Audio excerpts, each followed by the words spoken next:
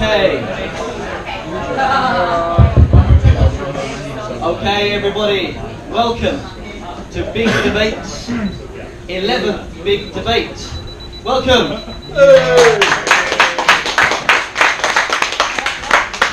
I look forward to a nice debate. It's one of our biggest turnouts yet, so thanks everyone for coming in.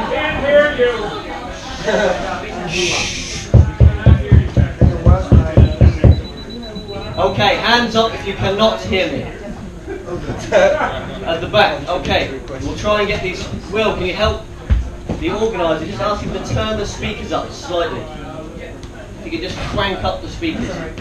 By the way, everybody can, with the sofas, if we can help each other out and just squeeze up, because there's quite a lot of people, if we could all just squeeze onto the sofas as best possible so everyone gets a seat. Okay, my name is Liam McManus. I am the founder of Big Debates and your moderator for this Big Debate. Okay, I'll go through the format, but first let's find out who's in the room.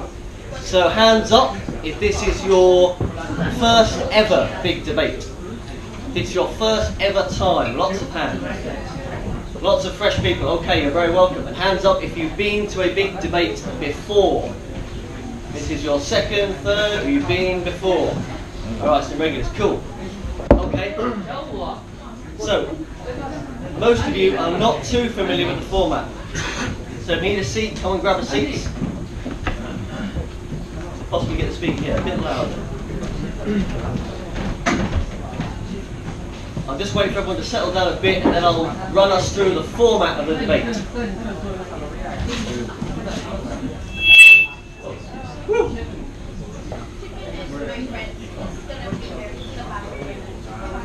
Okay. So the first round, you won't do it yet. Yeah, that's not bad. The first round will be the first vote. So everyone in a moment, not yet, in a moment, will take up your phones and message me on WeChat your vote on the motion Islam is a religion of peace. For, against, or undecided. You don't have to do it now, in a second we'll do it. And if you don't have my WeChat yet, you can scan the barcode, you've got barcodes on your tables, you can make it happen. Are you undecided? The next phase is frontliner opening statements. Shh. Let's have peace. Okay, the next phase will be frontliner opening statements. This is uninterrupted. Uninterrupted, so each frontliner, for, against, will come and give you a 4-minute uninterrupted opening statement of their argument presentation. That's the next phase. And then, this is their slides. Hold on, let's just whiz through. And we're done.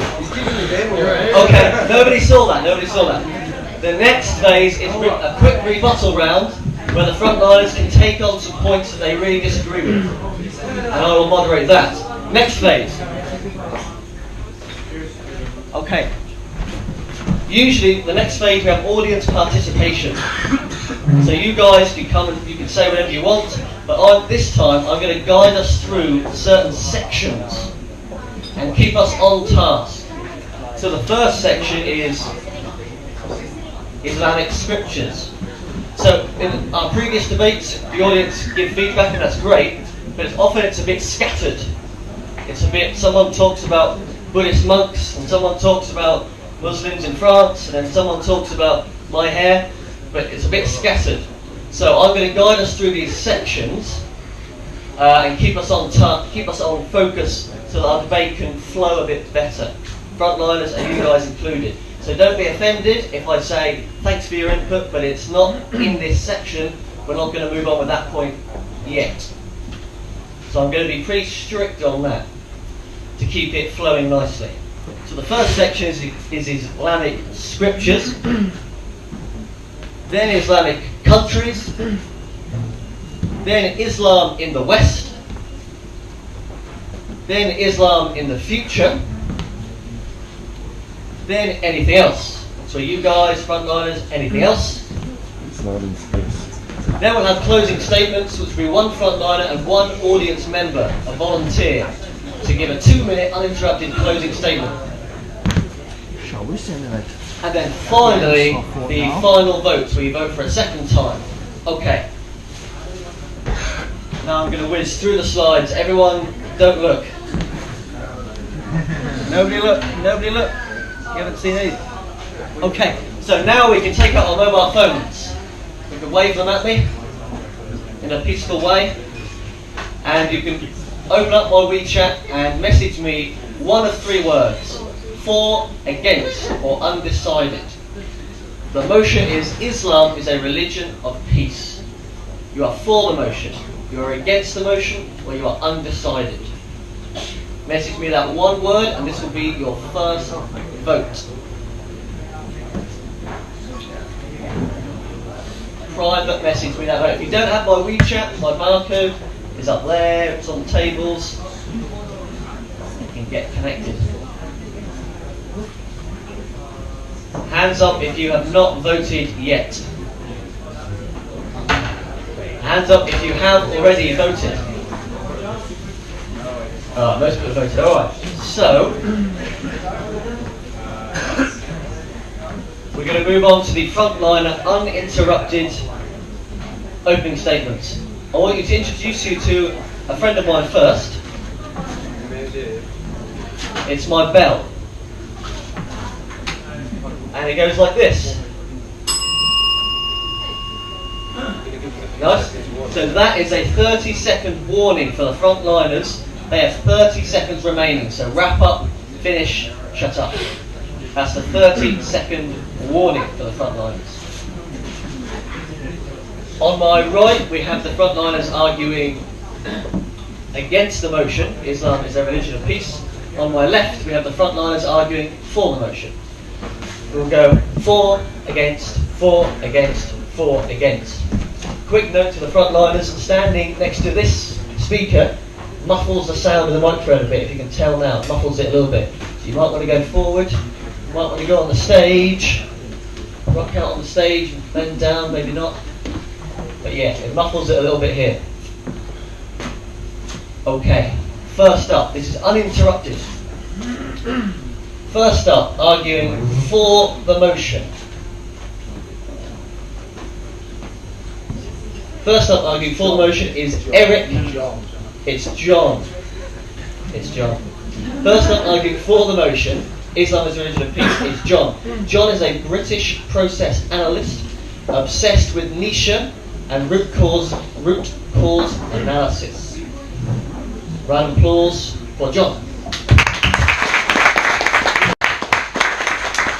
Good evening, everyone. Assalamu alaikum. So, to start the debate, I want to put it on the first slide. I wanted to be able to actually define what is peace. Okay, so I'm going to try and define it a bit, and then we can move forward from there. So, press it again. So, Oxford English Dictionary defines it as freedom from disturbance, a state or period in which there is no war or war has ended.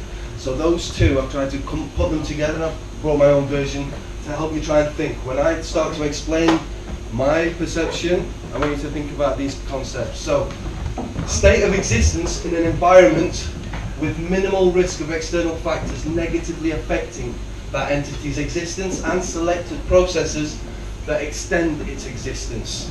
So, that basically means their lives and how they want to live. Okay? Moving to, press again. I want you to look at this diagram. This is what I perceive how things have evolved, okay? So you have the individual. When we were cavemen, colds could kill us, everything could kill us. Our security net was quite close to us. As we developed a society and a communication path, we develop a way of interacting. But we have to have trust. Religion has evolved to develop that trust and develop a unified set of processes so that if I come to you, I say, I know I can do business with you. And other aspects evolve, okay? So, As it's with religion, there are a set of processes. With the rule of law, it becomes more equal. There are more there, but it's still a set of processes that determine how you live. You can't steal, you can't kill someone. And the final one is just my hypothesis, self-conscious responsibility. What does that mean? It means that when we realize that our actions actually have consequences, we start to say, okay, I as a person will choose to be responsible for my actions. Okay, next one. There we go. Right, so, for me, I'm going to try and explain to you, from my perception, the inception of Islam. Okay, so we have to look at all three monotheistic religions, okay? Why? Because they have evolved, just like in a marketplace. One business comes in, Mobile comes in, then Offo comes in. Each one tries to vary, to deal with the external factors to make their processes unified. So, when the first monotheistic religion came along, there was lawlessness. Now remember, what is the environment to which it was developed? It was a desert, where laws are hard to apply, okay? So, a bit of process analysis here. Power, accountability, responsibility, risk and reward. These 5 factors all define how processes are put in place by the individual, okay? What makes our will to do something, okay? So, with the first one, it was the reward of feeling that you are chosen, okay? Among all these tribes, we're the chosen one, okay? With the second one, once that came into place, there were set processes, but within those processes there became people who said, I can manipulate this process, so I can start to, and this was corruption. So Jesus came along and said, there is corruption, we have to try and stop it. How can we stop it? We have tried reward, but we need a bit of accountability. We need a bit of accountability. So they developed the concept of heaven and hell. You can go to heaven for the reward, you can go to hell as the accountability and the risk.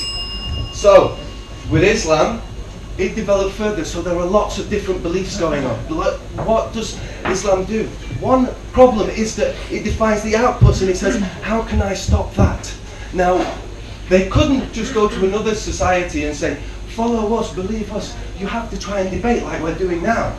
Unfortunately, back then there wasn't that thought process in mind, so they started to force it. So they focused on accountability. They forced it. So when you hear they chop off the hand, that's driving accountability. It wasn't violence back then. Back then you could just go up to somebody and kill somebody. Yeah?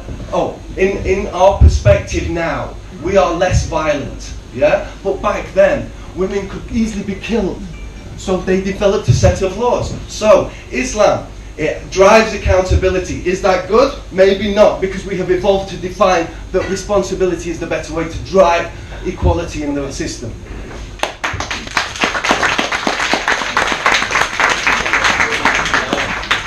Thank you, John. Okay, a quick note to the frontliners, your voice is clearer when you speak closer to the microphone like this. Oh wow, that's clear. Everyone can hear me now. Man, that's good. Okay, so yeah, really close. Okay, first up, arguing against the motion, we have George. George Dorman is a Dutch lawyer and describes himself as a skeptic of news addicts. Round of applause for George. I will just mention to the audience, you can applaud if you like what they're saying to the opening statements, but no oral, no speaking, just applause.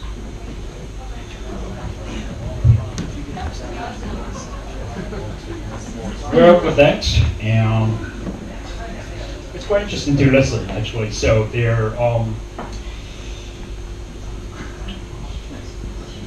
actually, this is what happened to the West.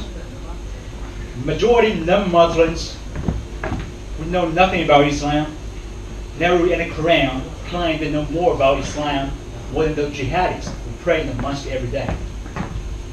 If we want to know what is Islam preach about, the first thing you're going to do is definitely talk about the Quran.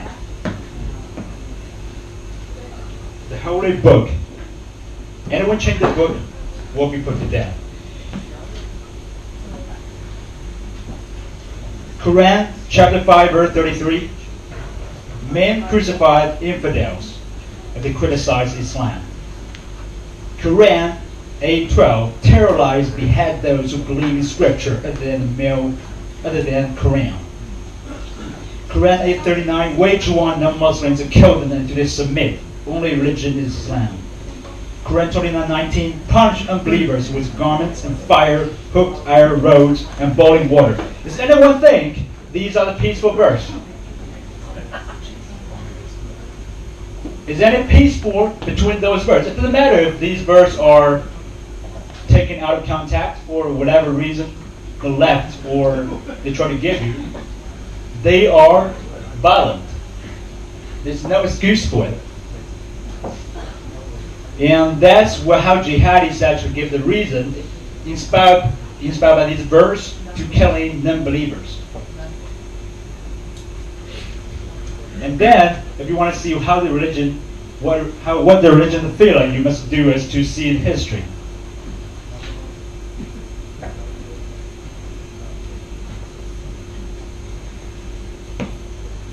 Before Muhammad created the Islam religion, the majority of the Middle Eastern, they are Christians. Then his jihadist army came in, commit genocide and massacre all the Christians, and including the holy city Jerusalem of Christianity, and turn it into a Islamic colony. And that's certainly not enough. They actually invaded Europe from two sides, either from North Africa at that time, they conquered the whole of Spain, and then they invaded Europe from Turkey. They sieged Constantinople the second times, they eventually conquered it. Then they sieged Vienna. It's not until after medieval, 15,000 years, and in Spanish, we actually eventually drive these invaders out. So what inspired the invasion? Killed infidels wherever you find them. Enslave them until they convert. The second thing. Okay, yeah.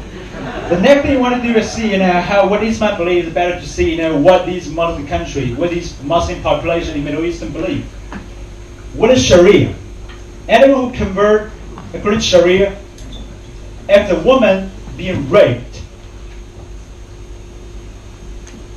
she's not a victim. She's committed adultery. She'll be put to death. According to Sharia, anyone leaving Islam will be put to death. According to Sharia, thieves, their hands should be cut off. According to Sharia, all infidels are subhumans. Women are second-class citizens, should be abused. That's why you see what happened in all these Middle Eastern nations. There's no coincidence for the misery or the Middle East misery, because anything else, it's just about culture. It's all about Islam. That's what they believe. Okay. Thank you, George. I should have said earlier as well, George is actually not feeling very well, and he was saying to me yesterday, asking me if it was possible to find someone else, and I just kind of bullied him and said no. So thank you, George, for coming, even though you're not feeling well. It's my bad if I've damaged your health. Okay, next up, arguing for the motion is, this time it is Eric. It's Eric, now I'm going to get his surname right, it's Eric Tesseno. Yeah. And he is a German who speaks 7 languages from intermediate to advanced level. Round of applause for Eric. This is here. Okay. No, not that one. Yeah, that one. Getting there.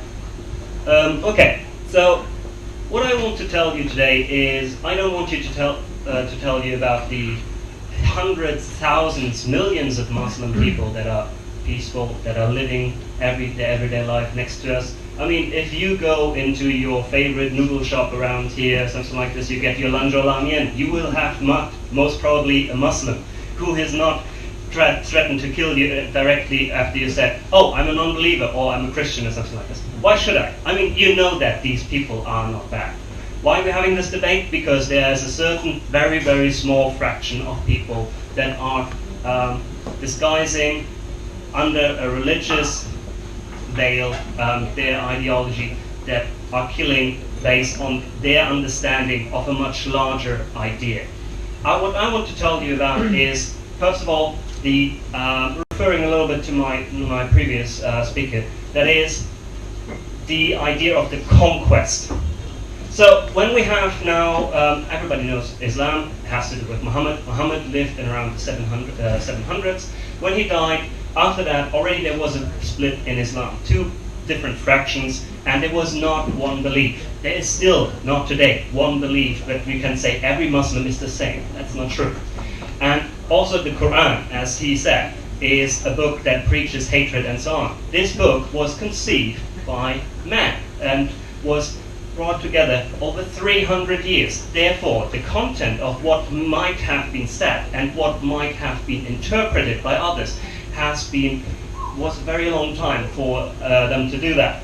So that is the idea of how the Quran came into being. Now, the second one was the Muslim invaders. The Muslim invaders. Yes, through this unity, what my partners talked about, this accountability, this brought together this culture from the jihads, from the Arab Peninsula, and made them strong. Therefore, they spread out, they conquered, not always in the name of Islam, and most of the time just because they wanted to have more land.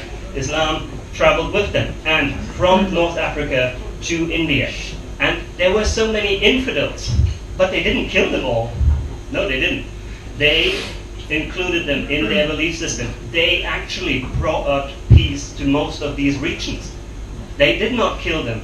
Actually, the thing when the Reconquista happened, when Holy Spain was liberated, people were killed. Yes, Jews, Christians, Muslims, all were killed. Under the Muslim rule, they lived peacefully together. The arts thrived, philosophy thrived. Most of our teachings and so on that we have had in Europe, Greek and so on, were actually conserved within the Muslim empire, within the Islamic empire. And so how can we say that this was a religion of violence or something like this, if they were able to live peacefully together? Nowadays, okay, and so that is one point. That is the golden age.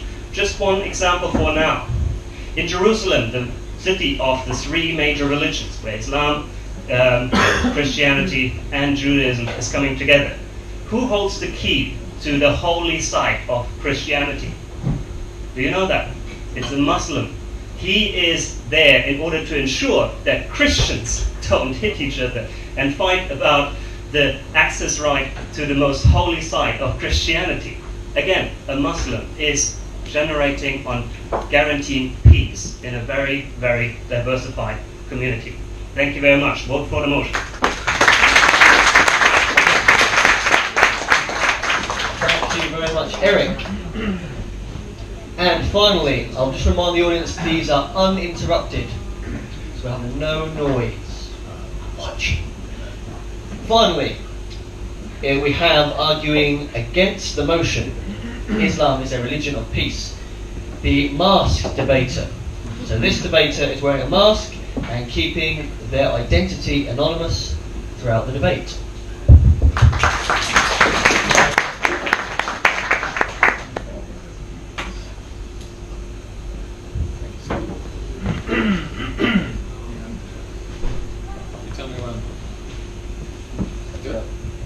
Good evening. I am against the motion. Islam is not a religion of peace. Every human being, Muslim, non-Muslim, atheist, I don't care, deserves the right to be safe, to be kept safe from those who mean them harm. This man was not kept safe from people who mean them harm. This is the editor of Charlie Hebdo, a magazine that publishes generally offensive cartoons. This man was killed, along with 12 others and hundreds of others at different events, for expressing his ideas that were deemed offensive. He does not deserve this. Next slide, please. Next slide, please. If you draw a cartoon of Muhammad, you're gonna have a bad time.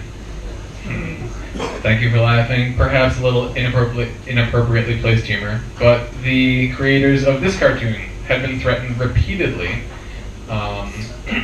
with violence for showing an image of Muhammad in their cartoon South Park. Continue. So, what does it take to incur violence? You ready?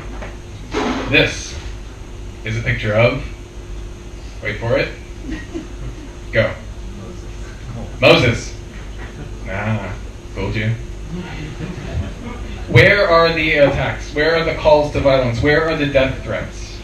Are the Jews reporting in coming from ahead? Is anyone suggesting beheading? It's just not gonna happen. It's absurd. Please continue. This is not Muhammad. Please continue. One more. At the back of the room, it may be difficult for you to see that this is not Muhammad. But what if I say that it is? Is that justification for violence? Well, if you're following, and I am not addressing Muslim people. I am addressing the Muslim religion. Is there a call to violence for doing this? Please continue.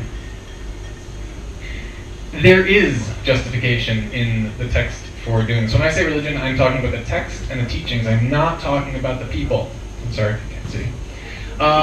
It's not just some one crazy guy off on his own doing whatever when no one understands him. He finds justification, or she finds justification in this text. The Quran at first condemns those who slight against Allah, calling them wicked, deserving of death. The death penalty, death as a punishment. It continues to dehumanize people who don't follow the faith as less than human.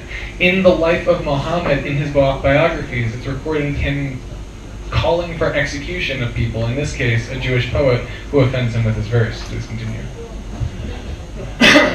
This is still going on. This is why I'm wearing a mask. This is why I'm afraid of Islam. If you're looking to cause violence, and you need to justify it, look no further than Islam for the warrant of all this. The quotes I just showed you are against non-believers. There's at least 109 quotes that address non-believers, and that's just the surface. We didn't talk about condoning violence against women, condoning violence against homosexuals, condoning violence against apostates, people who leave the religion. Next slide. All of those are contained in Sharia, or the law, as according to Islam. Here you can see, you can read it on your own, the countries, the proportions of people who want Sharia as the law of their country. Imagine that you are a very angry person, angry at society, and you want to do harm. Try to find a way to justify that with your internal conscience that says you shouldn't hurt others. If you pick up a Jainist scripture, you can't do it. If you pick up Buddhist sutras, it's really hard. If you adopt Quakerism, you just can't find it you just can't justify it. But pick up the Quran and you have the warrant for all of your hate right there ready-made for you. Thank you.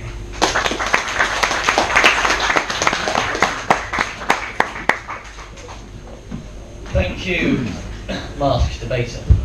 Okay, so that is our first round of frontliner opening statements. Now we're going to have a rebuttal round.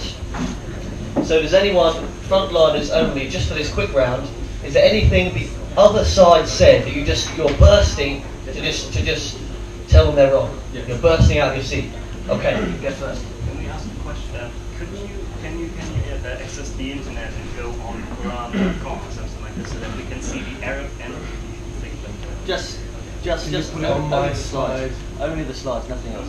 On the first slide with peace. Very good arguments, and thank you. All I want to say is that, remember, right?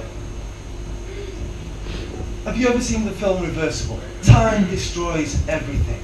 As things go through a process, people identify new ways to influence that process. Now, Muhammad, yes, I don't agree that with his way of doing things, but he found that driving accountability through chopping off hands, through other societies are threatening our beliefs. People in my society are saying, oh, maybe this other religion is right.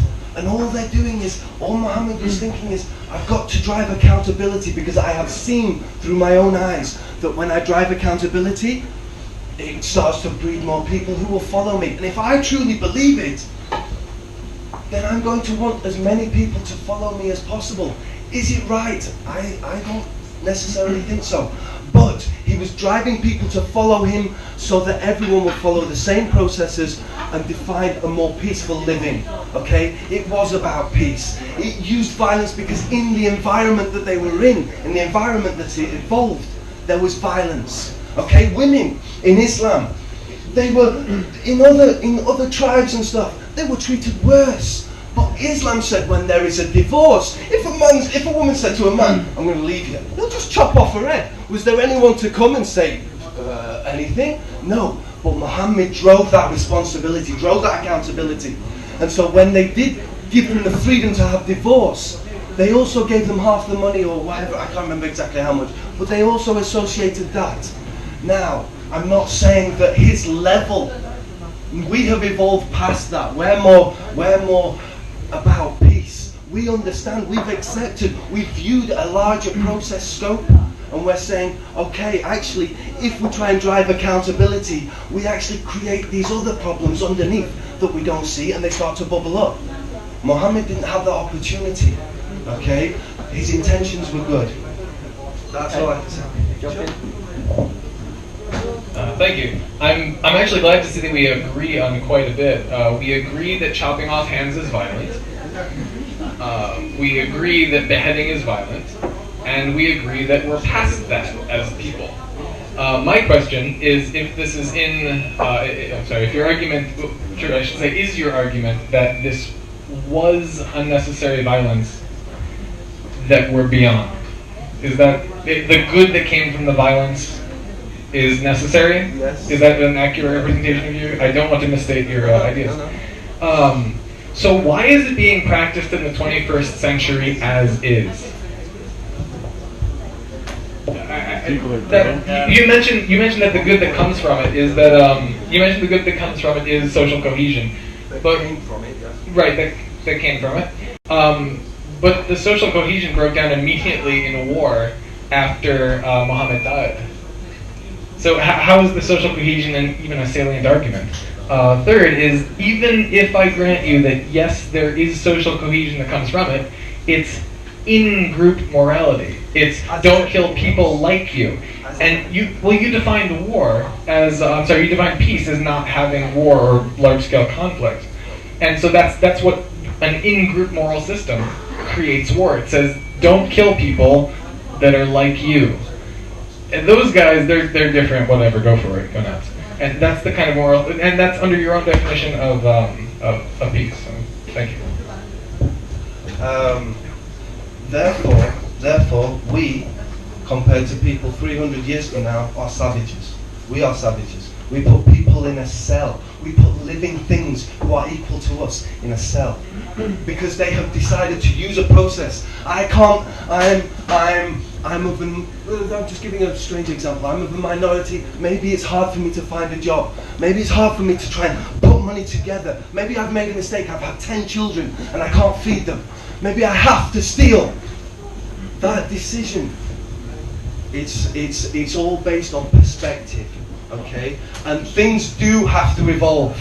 Islam does have to evolve, and it is trying, but as we will come to, in the countries that it's predominant, what is the social structure? Is there a large powerhouse that controls it and says this is the way? Oh, don't blame me, blame somebody else. Okay, so yeah. So jump in, George, and then we'll finish. Okay, I want to ask you, do you believe Nazism are ideology of peace? Oh, well, what's the relation from Nazi and Islam? Well, I think Hitler bring peace to Europe. What, sorry? Hitler bring peace to Europe. By the domination of the Aryan race. And those So have we learned those who below the Aryan race were living in peace under Hitler. And how did he define that they were better than somebody else? He saw the outcome. He saw that Jews were making a lot of money in his society, and he didn't look at the Okay, root cause. all right. He didn't look at the root cause, he looked at the output, and then he said, it's them. He got his answer, then he tried to define it. Let's look through the scriptures, let's look, why? Well, I'm going to finish. Let me finish. So, well, you need to understand Islam. I definitely think you should understand the same as fascism and Nazism. Because there's definitely a huge similarity between them. So both Quran is Hitler and Nazis. They preach expansionism. They preach Islam preaches Islam to dominate the world, to conquer the rest. Unbelievers, they're infidels. Well, Hitler, they claim the great German should conquer the rest of the world, be the dominant race. And Islam claim anyone who don't believe Muhammad are inferior, are worthless, to die. And the same Hitler, they believe anyone who's not Aryan race are inferior. Hitler believe Islam preach Jews are worse than dogs. According to Quran, they say Jews and Christians are, because they are filthy, the unbeliever, that Allah turned them into dog and pigs. That's why all Islam, in a majority of Muslim nations, they consider Jews are pigs. So the same Hitler. So both are both supporting domination, war domination, violence, killing, genocide. That's why Islam, they committed first genocide against Armenians before Hitler committed genocide against the Jews. Anyway, so that's the same thing. You claim Islam, Muhammad bring peace by dominating the rest inferior race or religion. The same, that's what Hitler do, right? So Finally, Eric demonstrates this round.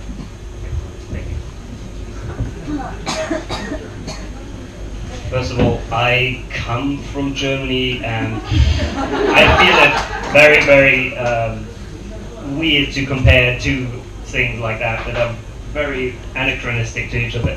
First of all, the Nazis were saying from birth on, we are a higher race, right? And they were in this way dominating. Islam was saying, okay, Muslims is a higher religion. I'll let you finish. Let me finish on this as well. Okay. Muslims and the Quran says that it's possible to convert people. That is the idea. So it's not always that just kill. That is not true, right? There is a possibility to join this belief. Second of all, is there's Muslim that's not forced commission. There is a possibility because Muhammad has had before he had his revelations from God, if we want to call it like that. Then he went and saw. Hitler had a relation from faith. Okay, so he had contact with Jews, he had contact with Christians who were trading, and he said like this was a good type of belief. And what he said, and that is what the Quran says, is that Muhammad is the seal of prophets, because a lot of the stories from the Bible are in the Quran as well. And it is the idea of Muhammad to bring together those former religions, saying that they have misinterpreted the word of God, and sees himself as in a line of prophets to bring the real word of God. So telling everybody to say that they were just out there to kill everybody is not true.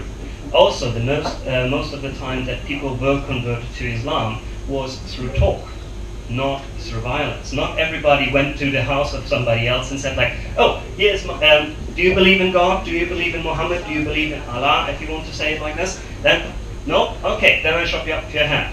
No, these people were coming with the Quran, with the message to each house, and that's what they're doing still today, going from each other's house to house and talking about these things. So there are different types of conversion. Again, I say, I would like to disagree with you that everything is just about killing. Because if we look back into other holy texts, for example, the Bible, there was not, I would say, there was not a lot of, oh, we peacefully want them to come to us. No, there was a lot of slaughter and killings and so on. They were Jews. Sodom and Gomorrah? That's a Jewish story. It's in the Bible. That Old Christian Testament. belief also believe in it. Jewish. There is the possibility to look at the conquest. We talked about the Crusades. The Crusades. The people when the Christians pacifiers went into Jerusalem, they bathed in blood because they slaughtered everybody. Children, women, everybody. They didn't care who that was. That's a lie. Where is the source? Where's the resource? Where's my result? How many Christians we slaughtered? Both sides. Okay, it's not about comparing this side killed more and this side killed yet less. But it is about also the idea that you look at these conquerors, these Islamic conquerors, and if you want to compare how both of them entered Jerusalem, then you look at Salah ad-Din. Salah ad-Din went into Jerusalem. He led his army, ordered his army to not to slaughter anybody, to free everybody, to not destroy any synagogues, to not destroy any churches, to even wash the floor off to totally cleanse the city, but not wash the city off in blood. And so there was, I think, a more peaceful way of trying to get people to live. I gotta answer that. Okay, a quick smash. Yeah, I'm totally willing to end the debate here and say there is more than one religion that's not peaceful. Is that okay? Like Islam is not a religion of peace, and so there's others than that? No. Are we done? We don't need to disagree on But if you want to play that game and you want to say like, oh well, there's other violence in Christianity, let's just say try and like if you take a person and you say this person lived their life the way Jesus lived. Like they modeled their life and did everything and followed all the practices of Jesus. You'd probably call them a hippie. Peace out, man. Just love each other. Have some fish and bread. What if somebody lives their life the way Muhammad lived his life? Yeah, not so peaceful. Beheadings, marrying a 6-year-old and consummating the marriage at 9. How can you even make the comparison that Islam is just another violent? I'm happy to accept that it's just another violent religion. Religion of child rape. Okay, so let's move on to our audience section where you guys can get involved. You guys have spoken quite a lot already about scriptures, and you mentioned other texts too. So let's zoom in on Islamic scriptures. Let me quickly summarise what I think I've heard so far. Jump in if I'm saying it incorrectly. There seems to be some agreement between both sides that the Islamic scriptures contain some violence. We can disagree on what levels, but some. But the conclusion you both draw is the opposite of how Muslims interpret the text and whether that makes the religion peaceful or not. Okay, so let's have a new voice. Does someone from the audience want to take on Islamic scriptures? Yeah? Maybe just try shouting out. Aspect. This chap first. Carry on, please, sir. Islamic scriptures, because we are only talking about the Quran, there's actually something just as important as the Quran, and that's the Hadiths. The Hadiths is like a biography of Muhammad, written by people who lived with him, and those are actually even much more violent than the Quran itself. Much more violent, because it really shows how Muhammad lived. And it's not only about the environment, because when extremists, when they commit crimes, they mostly refer to the hadiths, because it in details describes how those people were killed. I mean, when you think it's a religion of peace, then maybe you can tell us who Asma bint Marwan was. You know this woman? Enlighten us. She was a poet. She did nothing else but writing poetry, and Muhammad gave the order to kill her. So how do you think this is peaceful?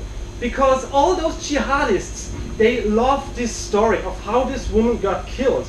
And when the guy who killed her said to Muhammad, I killed this woman. So was this actually a bad thing?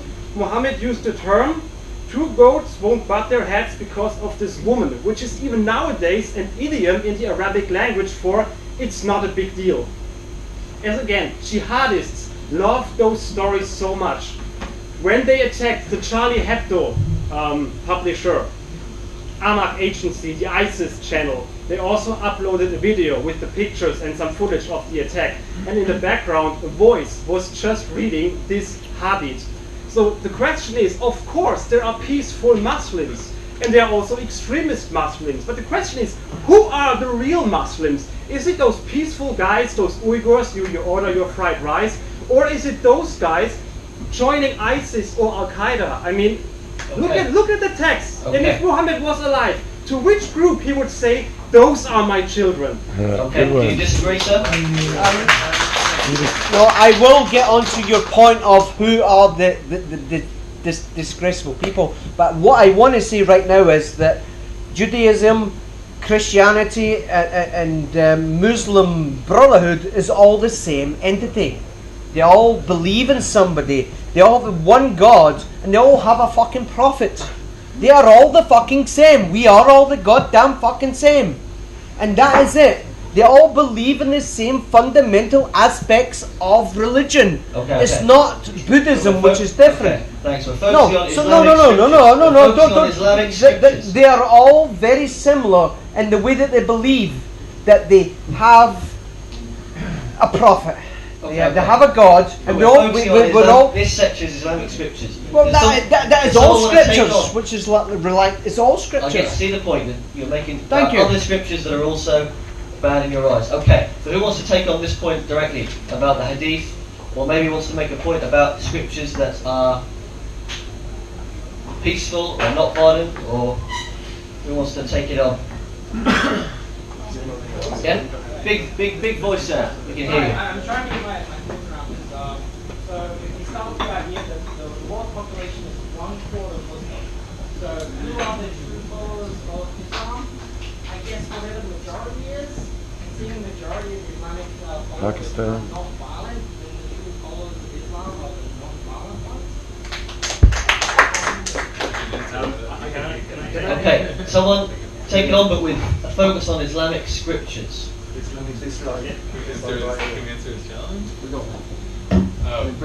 The majority of the majority of people are peaceful. Like the majority of people don't go around killing each other. Like yeah, sometimes someone goes off and shoots up a school, but we have to say like what can motivate a person to do that? If you want to motivate an angry person to violence, give them the Quran. So you can't say that the majority is peaceful, therefore the religion is peaceful. You just use the religion to give somebody a justification for their violence. Yeah, I mean, come back in it. I don't find any justification. Why'd you mention shut up at school? What the fuck? You can give them Why'd you a mention shut up at school? you can give them It's okay. quicker It's all right. traditions. You can give them Jainist traditions. As somebody gets more and more Jainist, they start wiping the floor in front of them to avoid stepping on a bug by accident. You can't. If the person is going to go towards violence, it's probably not going to go towards change. So then why are we not seeing Jainist violence? Why are we not seeing Baha'i violence? Baha'i is a persecuted minority by Islam. Why aren't we seeing Baha'i terrorists? Because it wouldn't be publicized in the same way. I wouldn't do it. Well, so You wouldn't hear about it because it wouldn't be publicized They in the same wouldn't way do by it. the media. It's It's moving away from the scriptures. You're making the opposite argument that most people are peaceful because they're not committing attacks. So I'm saying these people are peaceful with the same logic. I just don't understand. How many Nazis were violent? Okay, yep. I think we need to understand 20%. that all scriptures in any religion or all scriptures from any context whatsoever, we always need to take in time. We always need to take into consideration at what time frame or what context that scripture was written. Because if you look at Bible, and I'm a Christian myself, it says a lot of things that you wouldn't take word by word nowadays. It says when you go into a place of worship, you need to wear this jewel here, this jewel there. Otherwise, you're committing a sin, you're dirtying the temple, and you're not a good Christian. But we don't take that word by word because the believers of Christianity have now come to a point of social and economic wealth where they can take into consideration a a lot of things other than just what the God said. I don't think it's fair to Muslims to say that because they were in a certain economic position where they were perhaps antagonized by Western people, where perhaps they were in positions where they need to conflict with Christians who tend to have more economic power in this world, or who tend to just invent machines ahead of them, we don't think it's fair that just because they're a few hundred years behind us in that kind of development, that we call them people who are not peaceful. Okay.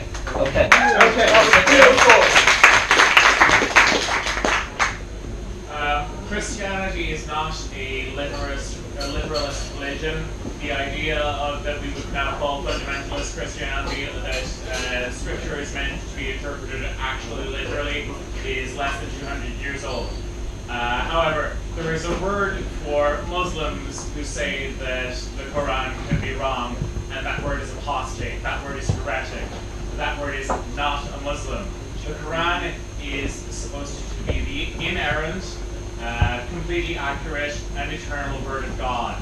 The fact that the Quran describes better ways, better, more humane ways to keep slaves and to govern over infidels than existed before Muhammad came along means that slavery is okay in Islam, and that the better, more humane way to treat women that Muhammad described compared to those came before him is now and shall ever be an Islamic way of doing things. If there are parts of the Quran that talk about how Jews and Christians are dirty, then this is now and shall forever be true in Islam.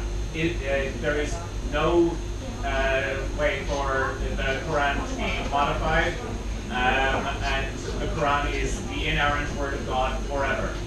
Okay. Okay, that section, we'll leave that there. We kind of kept on section and went off a little bit. Okay. Next section, Islamic countries. I wanted to first Summarise scriptures and lead us into countries. Give us some dancing. You did put us to the scriptures. Now, you talked about hadith, right? You talked about hadith.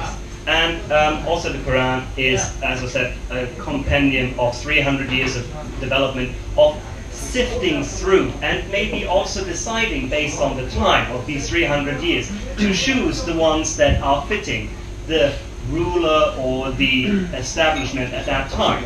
Okay, so the Quran is a man-made thing, and I would like to disagree with you back there that it is something that is not changed and that nobody is allowed to say anything about it. That is also not true. There have been throughout history attempts to talk about this. In the 19th century, a scholar called Al-Aghrani had the idea to modernize Islam and bring together Western traditions of democracy as well as Islamic traditions, and trying to combine them together, saying we have something like a democracy. In the Ummah, meaning the first Muslim community, everyone was equal, everyone had a voice and so on. There were reformist actions and so on. Now, what we normally talk about and what we highlight is the idea of jihadists, right? That are coming from certain countries where we are going now, right? We want to talk about countries. Those countries have a specific set of hadiths that they believe to be true. Those are Hanbalis. Hanbalis, meaning those are the ones that use most of these hadiths that are talking about kill all the infidels and so on. This is one group, and this is less than 20%. This is maybe 15, 13% of all Muslims that are believing this school. There are multiple schools out there, and this is the majority. And those are not always preaching, kill all the infidels. They are saying not everything that the Quran says needs to be taken word for word. First of all, you cannot do that because you don't have camels anymore or something like this. But second of all, you cannot kill everybody. And that is also not, that nobody wants to do that. So most of these Muslim countries living peacefully. And last one that I want to go to is, we will talk most probably about these countries and Sharia. Sharia is also, again, Islamic law, but Islamic law depends on the school of thought that you apply yourself to, and therefore how you interpret those scriptures, those hadiths, the Quran, and so on. And again, those scriptures are man-made. So, Okay, who wants to take that on then? The point that in Islamic nations, Eric is claiming that they're a tiny minority, I think 13% you said, 13% of all Muslims. of all Muslims, no, of all Muslims everywhere, many of them are in Islamic countries, practice somewhat violent Islam, and the rest is peaceful. Who wants to take on that peaceful majority point? Yeah. Kind of. Well, kind of. I just want to mention, like, about Muslim countries and that they're peaceful, and then you say they interpret according to whichever hadith or thing they're going to believe. I was just thinking about Pakistan, where somebody criticized Muhammad on Facebook, and now he's got the death penalty. So when I look at that, I'd say Pakistan is a violent country. Is that a minority, or is that the entire population of that country? Can I go to Are you allowed to kill people for what they said on Facebook? No, Is that peaceful? What I would like to say is we need to look. Uh-oh. I think we can also understand each other like this. Just yell.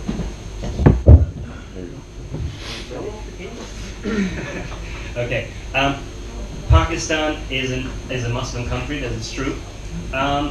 However, what is religion used for in this country? Government, law.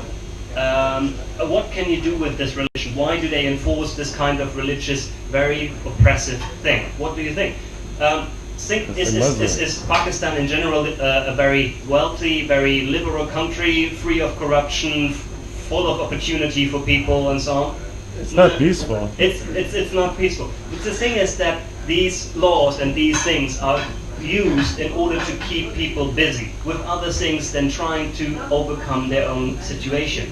And if you look at, most probably we'll talk about Saudi Arabia. Saudi Arabia is run by a royal family that is it's a very, very small minority that has struck the deal for oil, and for oil they are allowed to do what they want. They took over the Saudi Arabian Peninsula together with the Wahhabites that are a part of the Hanbali school and are very, very, very, very, very, very radical. And those have money and power. And what they do is they keep their population happy in a certain way and control them through religion, and therefore deny them a lot of things and use religion as a tool of saying, hey, we are imprisoning this person because of infamy or something like this, right? Or because he posted a picture of Muhammad. And this way they can also stifle any kind of dissidence and so on. So I would say this is a kind of political tool, and I don't think that all of the people in that country are thinking in this way. All right, but Islam, you just said it's a political tool. I actually would say Islam is not really religion, it's more of a social system or a political system. And if you're talking about Saudi Arabia, they do behead people there. They do stone them to death in the streets. I don't think that's really a very peaceful place either. That is not it's a just peaceful another place, shithole, but right? it is a school Pakistan, of Afghanistan. It is a certain school But you go to England, you go to a Christian country, say like especially Christian like England or perhaps Germany, I don't think you have the same problems. They have the same problems. I mean, a person who has maybe opposed the church or something like this was quartered. They were maybe ripped into pieces when? for horses. Like last week? They were nicely. When? Oh, that was not too far ago. I'm putting in the context. We have 2017, and then we have when? Right? Again, it is the. And we're not living 2,000 years ago, right? Okay, do you want to take on Saudi Arabia? Okay, the first one to say Saudi Arabia is, they are they are the second worst human rights abuser in the whole world. There's no minority in Saudi Arabia. Look at what happened, how they did to minority. Church was banned. Anyone who tried to leave Islam, they'd be put to death. They have beheading everywhere. They even report that, or they will force non-believers to the marketplace to watching those who violate Sharia law being beheaded and executed. So they're the worst human rights abusers in the whole world. The other thing you can say, you can say the tiny minority. I mean, we should make sure. And what is peace? You talk about peace. I mean, we are here talking about. We're actually talking about the violence and all about the jihadis, about terrorists trying to kill you if you don't believe Islam. But that's not just. That's not what you talk about. That's not the main point. The main point is what are those so-called moderate Muslims believe? You claim they're peaceful. So what is peaceful? For me, I think peaceful, as in the Western world, no. All men are created equal. Freedom of speech, freedom of religion, and freedom to pursue of happiness. That is peace. So what Muslims, what the Islam they're preaching? Anyone leave Islam shall be put to death.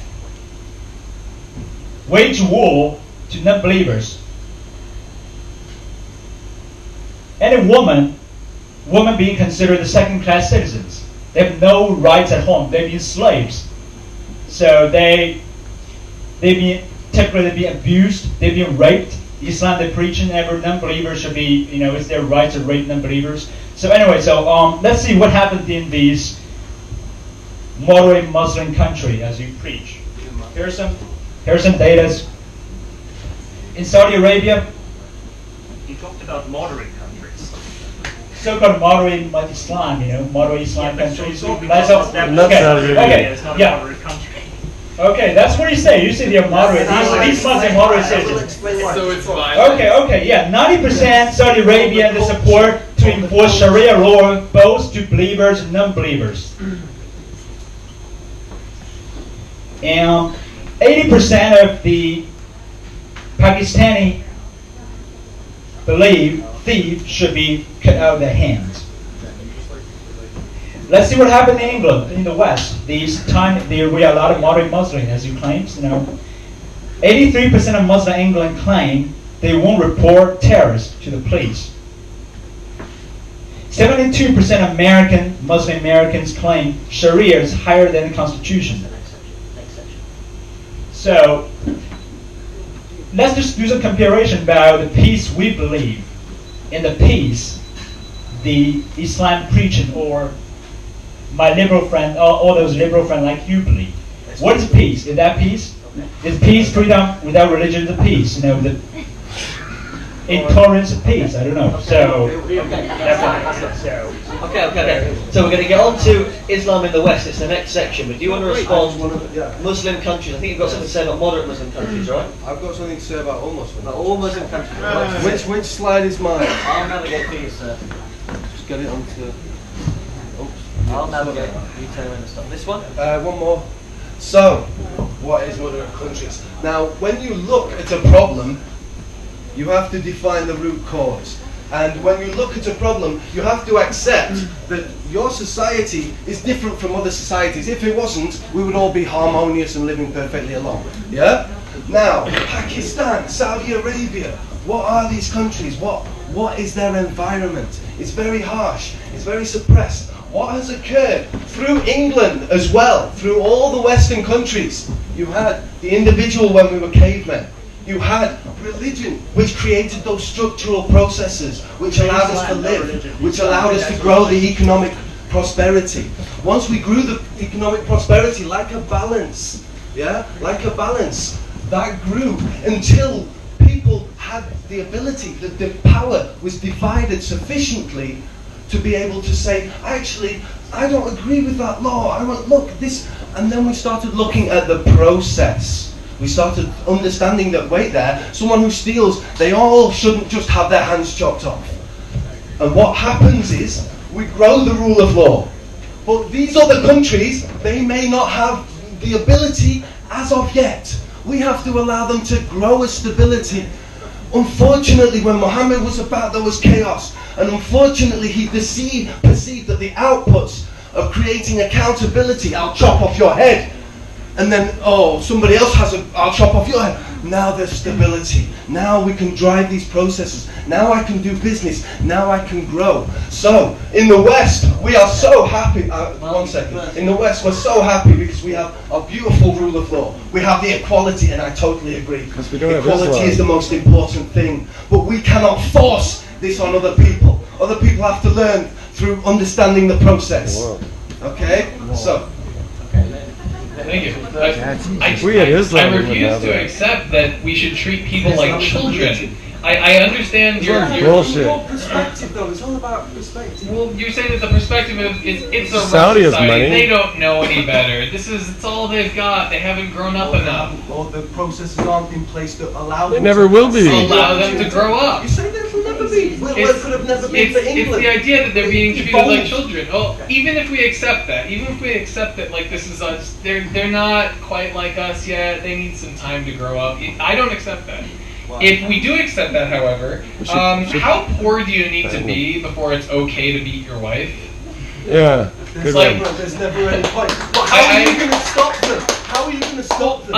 We're not talking about Put them in stopping jail? it. We're trying to say that this is not like an ideology of peace. And someone I think misspoke or misquoted me as saying Muslims are violent people. I make no statement of that nature. But I'm saying when you address the issue that they haven't developed society to that point, how developed do you need to be before beheading is wrong?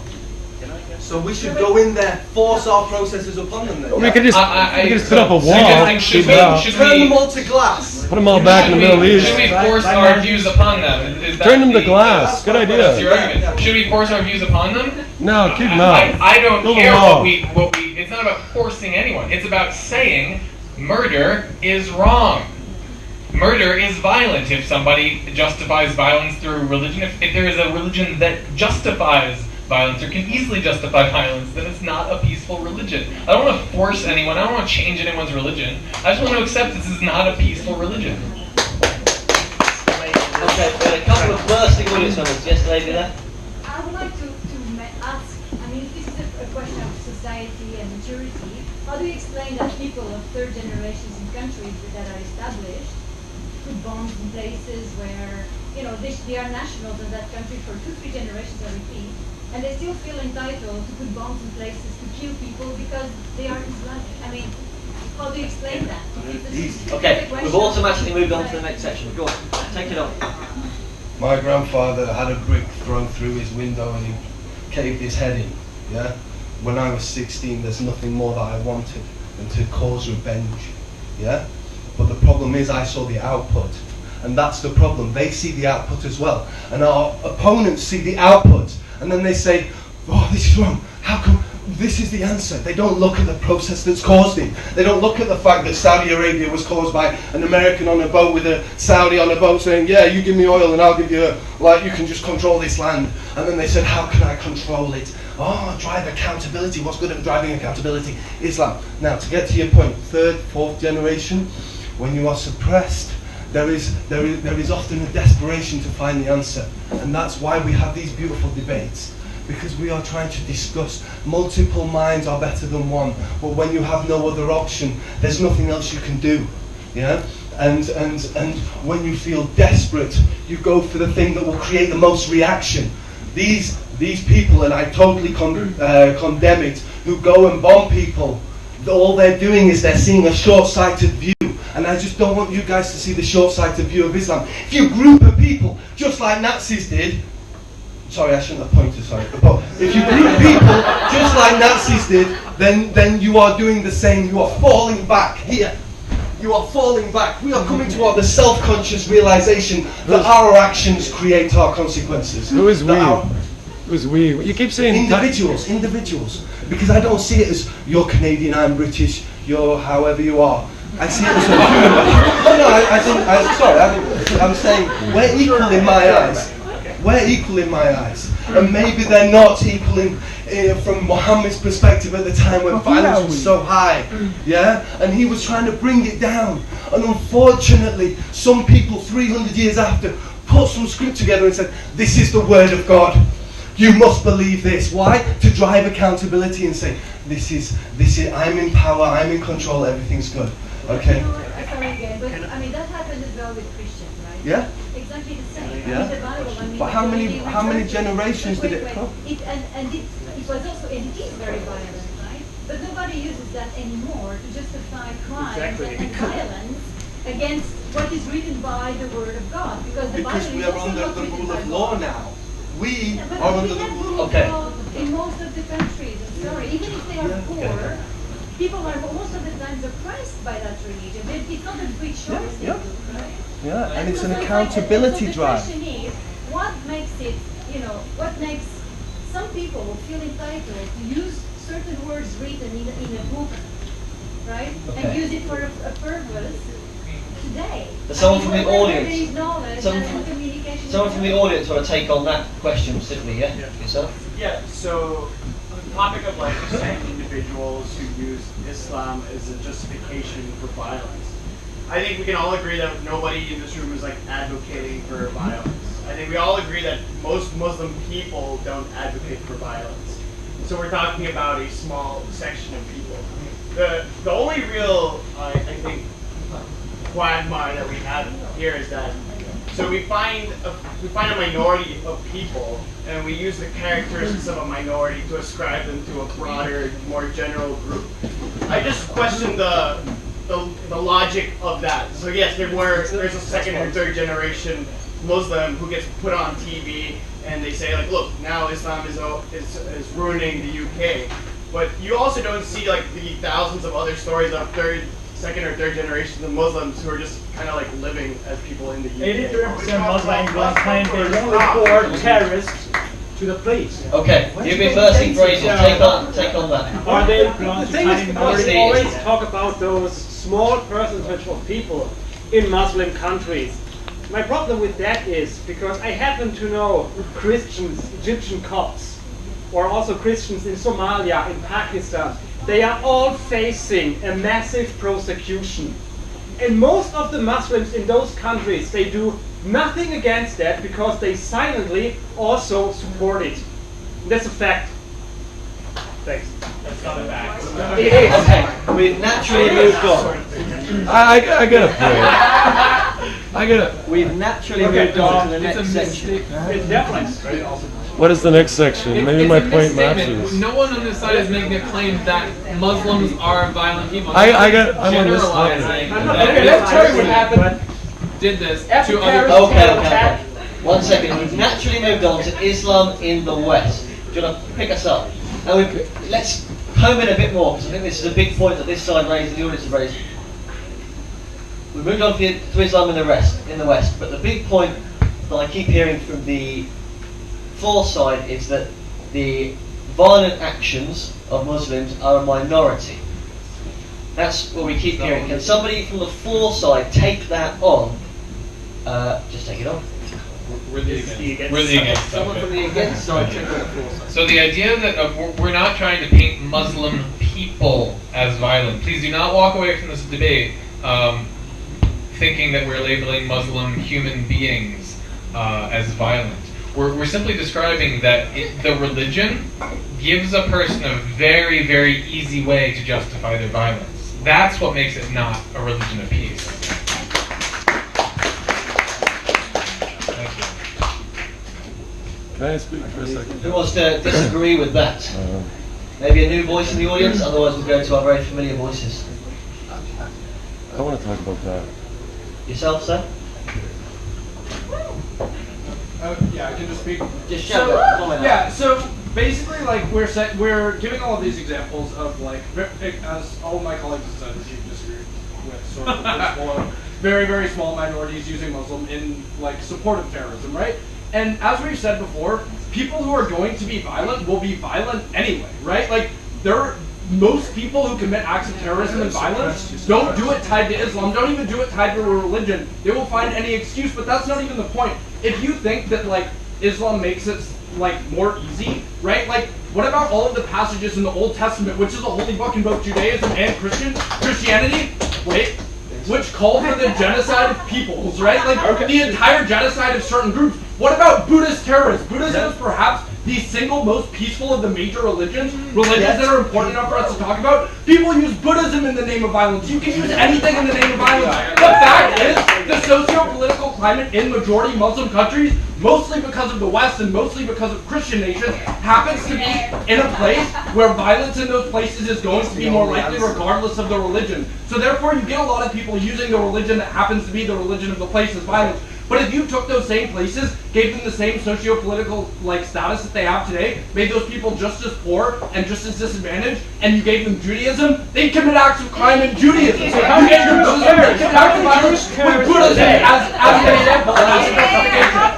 The fact is, terrorism is here today. How many Christian terrorists today? How many terrorists have committed the name of Christianity? Okay, reverse the point. Take on the point. So can you tell me how many Buddhism terrorists committed in the name of Buddhism just today? How many terrorists today are Christians? How many terrorists today are Hindus? How many terrorists today are Mormons? Can you say that? Give me a number. How many terrorism committed in the name of Islam? How many of them are Muslims? They claim, when they kill, they claim Allah is great. That's before they commit attack and murder someone. Sir, can you tell me the number of Christian nations that were suffered under unfair treaties that the Christian nations has imposed on the Muslim nations? I can say no. I can say none. Zero. Zeroed on. Zero, yeah. Evil, violent people in the media that we live in today. Zero. Can you give an example of what happened? I don't think that any Christians I don't think any Christian nation treat Islam unfairly. I think unless you're the Vatican, you're not a Christian nation. What I see is... So I pose the same question to you that I posed to the other side, is how poor do you have to be before it's okay to behead people? Okay, there's disadvantage, so how poor do you have to be before, it's not really the fault of, it's not a religion, it's okay. So which religion do you defend? Well, what I see is, all your ideology is brainwashed from high school by the socialist government, and they told you, everything is the West is wrong, anything is, it's because everything is wrong of the West. It's because the West is evil, the European is evil, Christianity is evil. So, you have, I tell the truth. There's no evidence to show ever that modern Christian nations, including Europe and the West, treat Muslims unfairly. That is and it is, I can tell you. Their property is not our mistake. It's not our responsibility. Look at what happened in Saudi Arabia. Are we responsible for their property? It's not. It's not accident that Muslim countries, majority Muslim countries, are poor. They live a miserable life. It's not our problem. It's not the West's problem. You can't blame everything for the West. Can I say something? You have no reason. You have no excuse. You can't find any evidence. Can I speak? All right, I have a simple response both to what you said, also that woman over there. Why do people feel like they can how do they justify it? How many disadvantaged, predominantly Hindu nations are currently having the shit bombed out of them by the West? How many disadvantaged, predominantly Buddhist nations are having the shit bombed out of them by the West? What do you think creates the desire to commit this type of violence?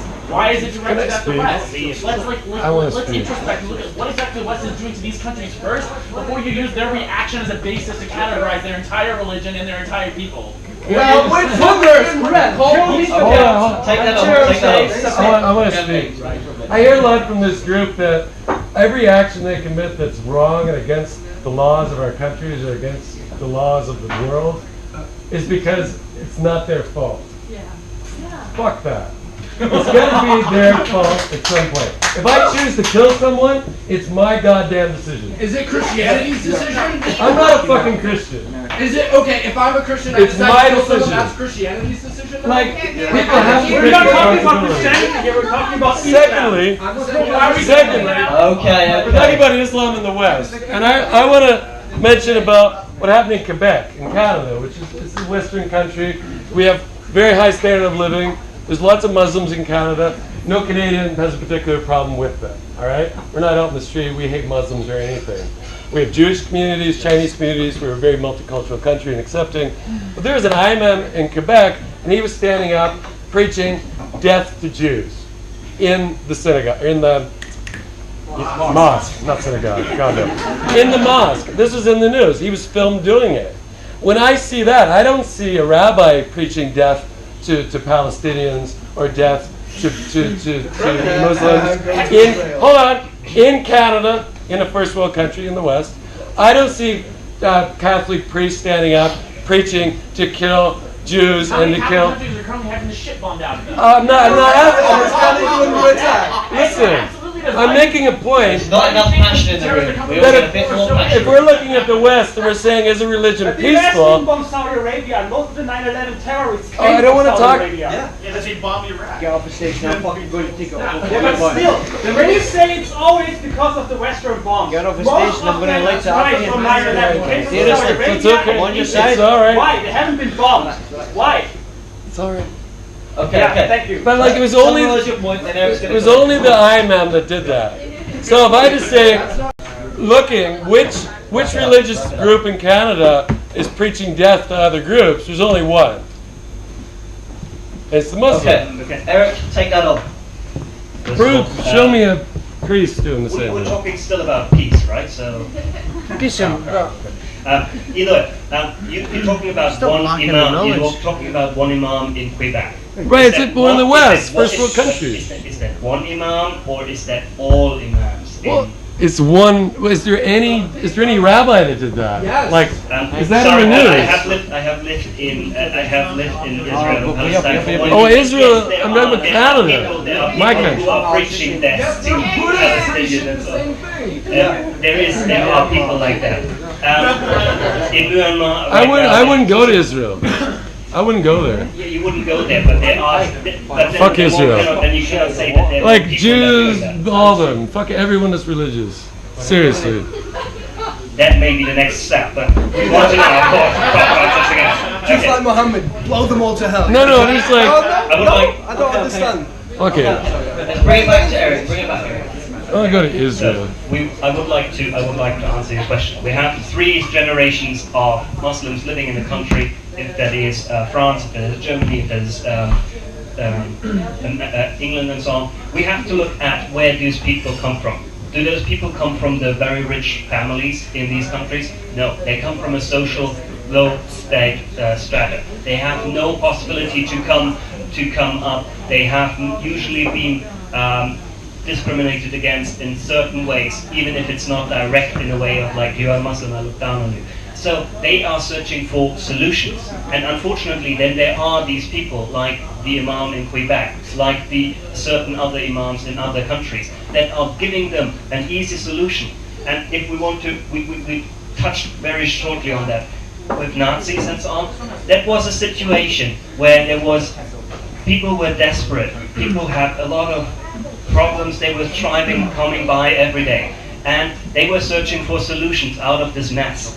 And they had the rest, they had Nazis and so on, and they then told them, we have an easy solution for you, follow us. And that's what happening in these cases as well. They'd say it wasn't the Nazis' fault. Okay. We've kind of done the Nazis. It's like, Enough. they had a shitty time, Jump so on the back, it's okay to kill Jews. Okay. Right? Killed some others. Right? 1 second. Start again, Let's sir. go to Poland. Let's go there. Start again. Blast your voice. Christians or Buddhists in a lower socioeconomic group, do you think they can find a justification within their religion to start committing these crimes? Yes. Yes. The Probably. Crusades, for example. When Islam had the big empire and then the Crusades came out, it was the opposite way around, and the Crusades came and fought. Yeah? Oh, and this is now where it's the opposite way around, but what's the difference? We should look at the process. Good point. Okay. With the justifications they found out, I think most Christians now would disagree with that, right? Through evolution. But is it the religion that is it's the justification? but is it more or less a human impulse, and that is then justified by religion? Because then it's a different thing. Then I can use any kind of religion and saying I'm the best, I'm the better one.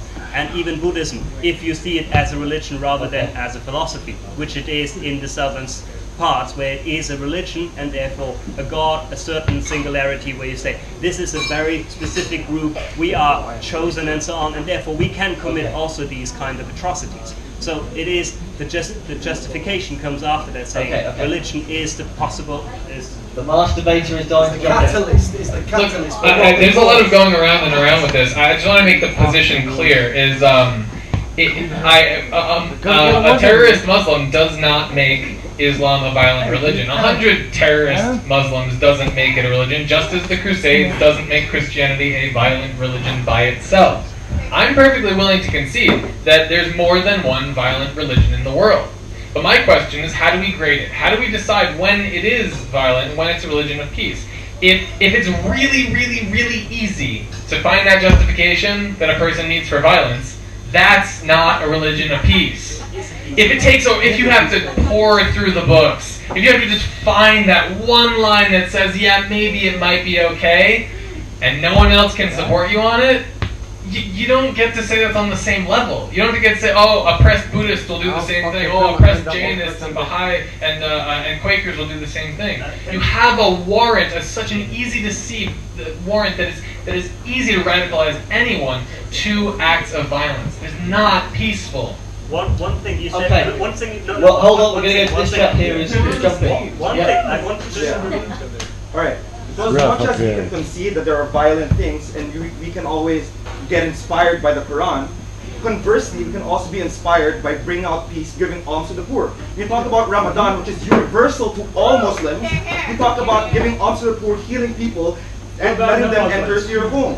So when you talk about that type of universal thing, common to all Islam, it's not violence, but what's common to all Islam, that is that specific tradition. When we talk about people who are hungry, we have to give them, why can't we credit for that on giving them peace or giving them the right of like making the world a better place? So why can't you equally value that weight, and now you're bringing more weight towards people who see Islam as violent just because they're a group of people? But we talk about universally, and that's a tradition that if you're a Muslim, you have to go to Mecca, you have to go to Ramadan, and you always have to give alms to the poor. Why is that as equal or more towards the violence that they commit? It's important. I'm with you. I'm with you.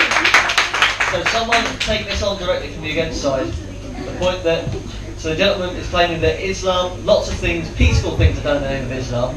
So how do you balance that against some of the violent things? How do you balance it? What's the deal? You want to take that on? Answer him. Answer him. Or I'll answer then you speak.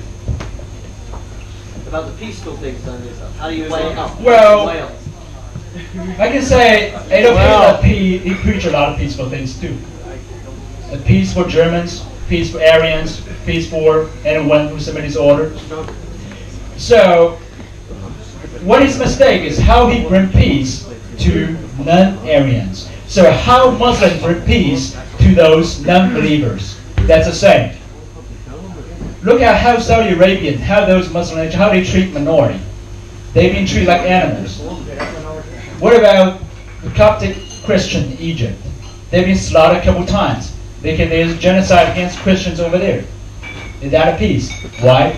Because those Christians abuse Muslims over there, or oppress Muslims there, or made those Muslims living poverty in life. And also, I think there's the most important thing I want to clear. I want to clear something. We have a huge misunderstanding, misunderstanding about the tiny minority. Let's say it again.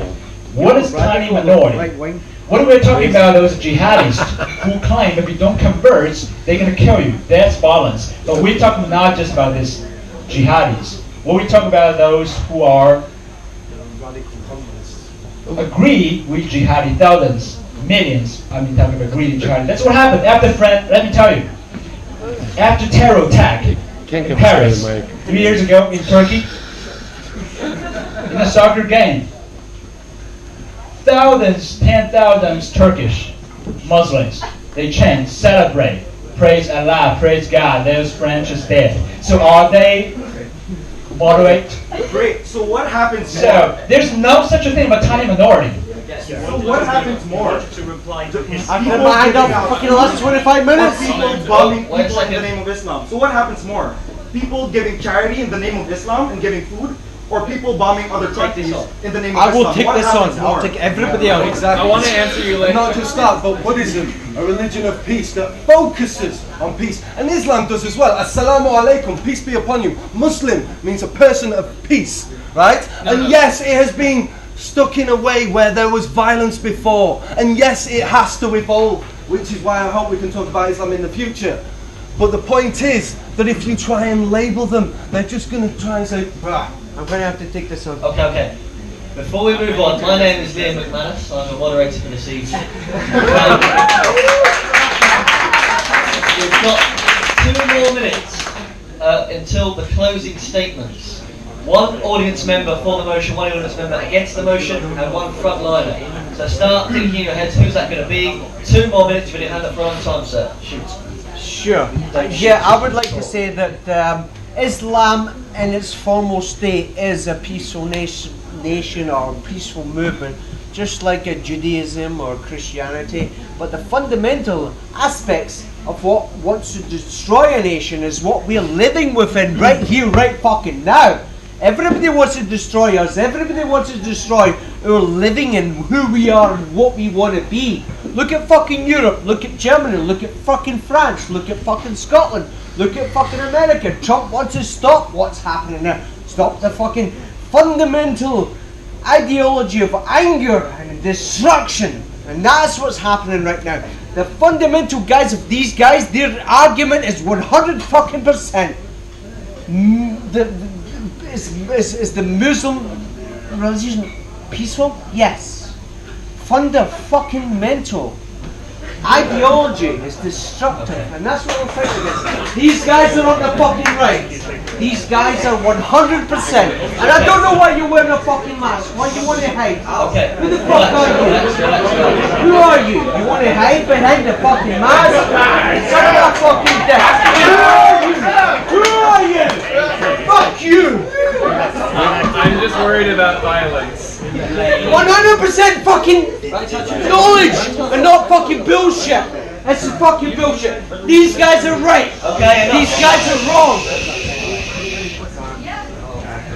I never thought this debate would get heated at all. Honestly, I thought we'd all be friends. Obviously, I really did. Right. Well, you're all going to take on what this is trying to say. Yeah, I'm wearing a mask because I'm worried about violence. Imagine that. You are an autocratic regime. It's the internet I'm really worried about. This gentleman, thank you very much for addressing that there are peaceful Muslims. The majority of Muslims are peaceful. And Muslim scriptures. So I'm going to pose the question. How do you define a violent religion, or how do you define a peaceful religion? Because in all of the religions of the world, you can find the justification for peace. If you are, for any peaceful person that finds a justification for peace in Islam, peace be upon you. Welcome to the world. Please, I bear no ill will or no disagreement with you. But my question is still, what makes a religion peaceful? Like if my mother is a serial killer, I don't want to know it. I might fight it, and no one wants to hear their mother is a serial killer. Even the son of a serial killer. It's very hard for us to say, yes, I find peace, yes, this person is loving, but also I recognize that there's violence. So I do pose the question of what makes a peaceful religion. In my estimation, a peaceful religion is one where it's really, really, really hard to justify violence. Even if you can find peace, it has to be really hard to say, yeah, this violence is okay. And thank you for all the peaceful people practicing Islam. Okay, I know we can go on all night. We're hit 8 minutes past 9, so we need to get our closing statements. We finish at 9:30, so we need to get our closing statements in and our final vote in. I know we can go on all night, but time is time. So, first I'll take volunteers from the audience. I haven't said for and against yet, keep it on. Firstly, hands up, arguing for the motion, Islam is a religion of peace. I'm going to open my eyes and I've seen the man with glasses. I'm going to open my eyes again For against the motion, Islam is a religion of peace. And I've seen the red man in the red top. Okay, we're going to have frontliners first, followed by audience members to close us off. So which frontliner you're going to take it, which frontliner here is Eric. So, first up, arguing for the motion. Arguing for the motion, Islam is a religion of peace. This is 2 minutes uninterrupted. Uninterrupted time. We can all calm down and just hear everyone out, and then go home as friends. Okay, Eric, arguing for the motion, Islam is a religion of peace. 2 minutes. Yeah, thank you for coming back to peace. So, can I start? Yes. Okay. So what we have heard tonight is 2 arguments from the against side, and that is we want to focus on scripture, and we want to highlight 109 verses of the Quran, which is more than that, much more than that, right? And we want to focus on a very small minority and say this is what makes Islam. No, that is not true. Islam is lived by the people. What makes a religion peaceful? It's the people. It's the people who practice this religion. And how they are practicing it is what makes this religion peaceful. That's why I would say, Islam is a peaceful religion. There is nothing else that needs to be said about this. The justification can be found, as we said, in any kind of book. We can find it in the Bible, we can find it in other texts. We can find justifications for violence and for peace. But what people usually do, and what people in all religion and every kind of society do, is they stress peaceful coexistence. Not just with their own, but also with other people. And that is why Islam is a religion of peace. Thank you very much. Thank you, Eric. And first up, arguing against the motion, Islam is a religion of peace, we have the masked debater. Your 2 minutes, uninterrupted, starts now. Thank you, guys. Yeah, are thank you you for scared attending to as show well. your fucking face? You tell me. Should I be? Yeah. Am I See being, what you're saying and have a fucking face to it. Am I being threatened already? I thought it would come from the internet. Am I being removed? So I'll take my 2 minutes now. I'm glad that we agree that applying 7th century morality is not appropriate for today's society. I'm glad that we agree that cutting off hands is violent, and that we abhor it as civilized nations. I would like to see a world where that doesn't happen. Unfortunately, there is very strong justifications and warrants in the religion of Islam for this kind of violence. I don't want to paint anybody, any individual with this brush. If you are a peaceful person practicing Islam, thank you. Please don't walk away thinking that a Muslim terrorist means evil Muslims. I'm talking about the religion and how easy it is to take a person and find justification for violence. The world is building nations, building societies based on these principles. When you're saying the majority is peaceful, that's good, and I want more of that. But I do want to ask you, if you're a woman, which country run by Islamic law do you want to live in? If you're a homosexual, which nation do you want to live in? If you are an atheist and you openly speak against and about religion, which Islamically run country do you want to live in? I would love to say that it's a religion of peace because people are peaceful, but unfortunately, the religion is not a religion of peace. Thank you.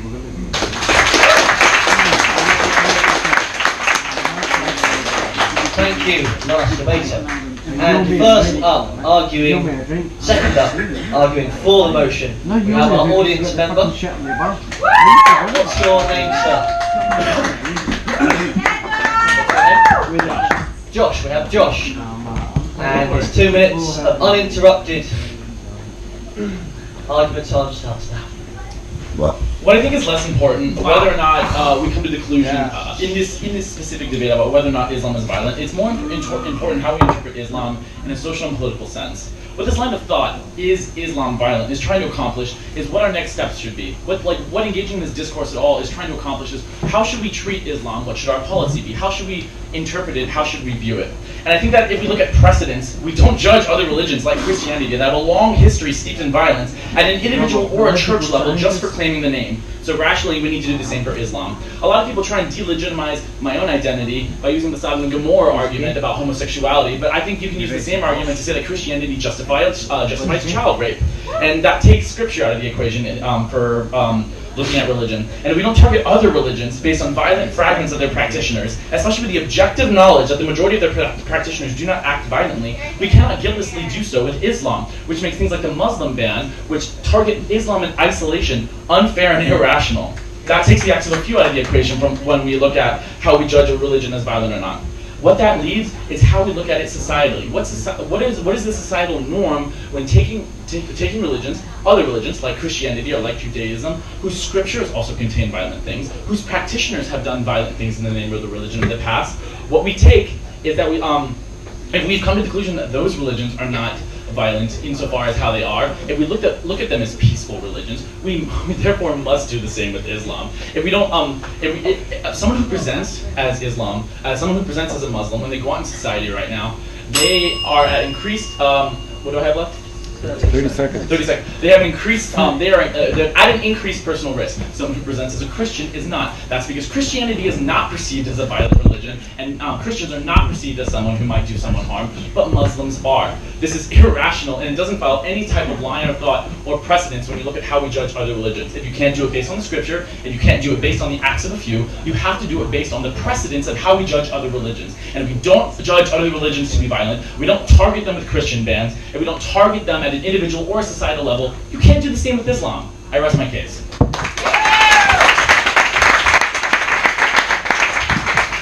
Okay, and our final speaker for this evening, arguing against the motion, Islam is doing the peace. What's your name? RJ. RJ, your time starts now. Okay, hello ladies and gentlemen. So first, I have to let you know something. I am not unbiased in this. None of us actually are, but some of us might think that we are. So first, I'm not unbiased in this. We all have our own biases. Me, two of my best friends were murdered during Ramadan by jihadists, by violent jihadists who did it in the name of Islam. That's first. Second, context is everything, okay?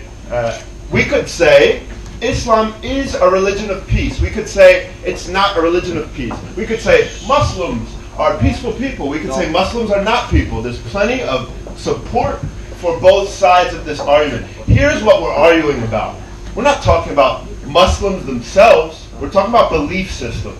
So, we're talking about the belief system of Islam. Is it peaceful? It could be peaceful, but it also is very much not peaceful if we go by the scriptures, if we go by the actions of some people who claim to be following this religion according to its scriptures. So, with all of that said, I must say that if we're going to compare Islam to other religions, it's possible that actually no religion is peaceful. And at the same time, if we're going to compare it to other religions, we could say that Buddhism today in 2017 is much more peaceful. That 30 seconds. Keep going. Than Christianity today, because this is 2017. We're not living 2,000 years ago. We're not living 1,000 years ago. We're not living 500 years ago. Christians were fucking nuts. What was the Inquisition in Spain? We're not talking about that. We're talking about today. So in this context, in this 2017 context, compared to all the other major religions, of course Islam is not a religion of peace. It's not a belief system of peace. That's all I can say.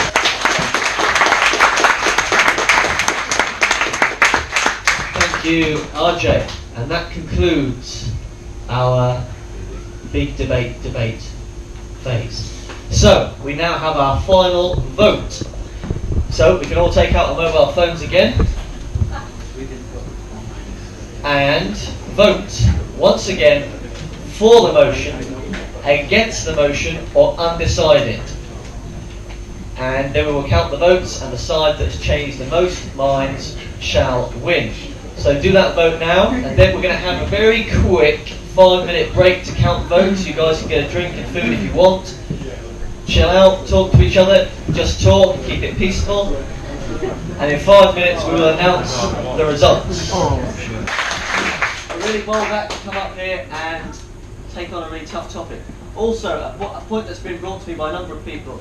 We've done some filming this evening, and I'll be putting this footage on YouTube and Facebook. But some people do not want their footage of their face or their voice included in that edit, and that's fine. So if you don't want that, tell me on WeChat. And then during the editing, I cut you out, and you are safe from public scrutiny or anything. So yeah, if you don't want that, that's fine. Let me know on WeChat. Okay? And thanks to online debaters, and thanks to you guys, almost all of you, apart from a tiny, tiny minority. As always, almost all of you kept it very peaceful and civil, so thanks to you guys.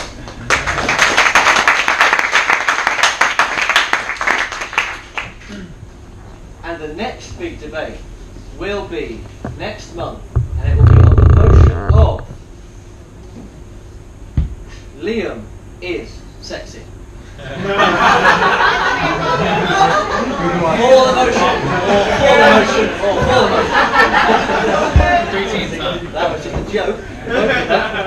The motion will be decided, we're going to try something new, it will be decided by you guys next week in the WeChat group. If you're not in the WeChat group yet, I can add you to it, or your friends can add you to it after today.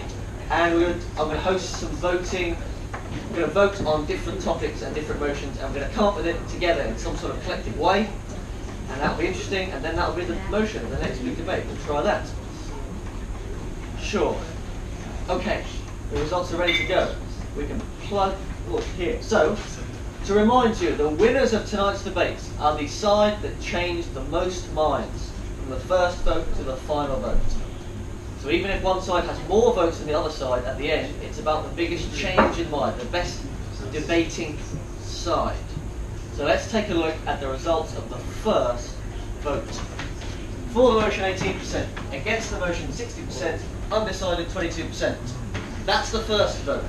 So the change in votes will decide the winning side.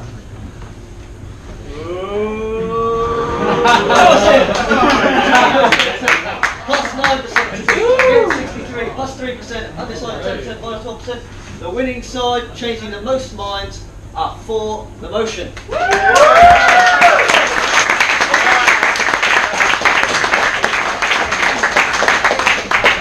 Another big round of applause for all our frontliners and all of you guys. And me.